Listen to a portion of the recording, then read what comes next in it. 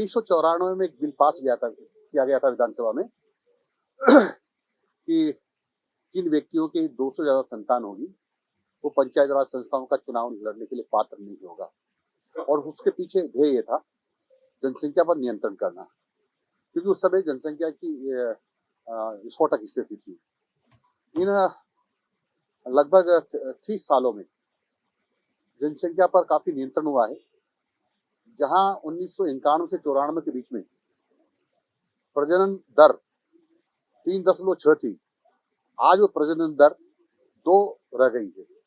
इससे अंदाजा लगाया जा सकता है कि लोगों में शिक्षा भी बढ़ी है, स्वास्थ्य भी अच्छा हुआ है और जनसंख्या के प्रति जागरूकता भी बढ़ी है। और इसलिए आवश्यकता थी अब कि जो ऐसे लोग हैं जो बहुत ही पंचायत राज संस्थाओं में जानकारी रखते हैं और उनके अनुभवों का लाभ जो पंचायत राज संस्थाओं को होना चाहिए, और इसीलिए ये जो बाउंडेशन थी कि 2 से ज्यादा संतान वाला चुनाव नहीं लड़ सकता है, उस बंधन को हटा दिया गया है। यानी उस विधेयक को वापस जो पुराना वाला था उसको निरस्त कर दिया गया है और ये विधेयक पास किया गया है कि 2 से ज्यादा संतान वाला भी अब चुनाव लड़ने के योग्य है पंचायत राज संस्थाओं में।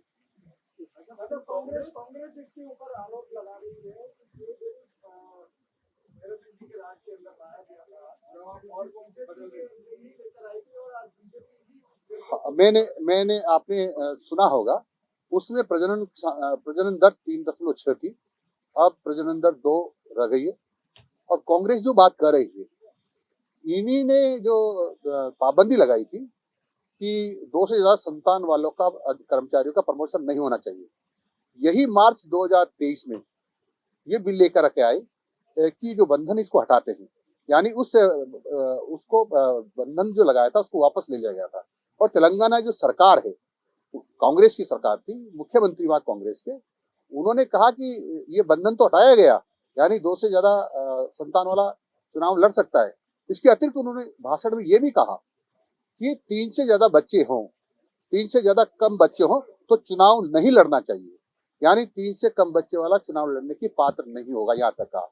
तो ये किस मुंह से इस प्रकार की बातें कर रहे हैं? ये दोगलापन है कांग्रेस का।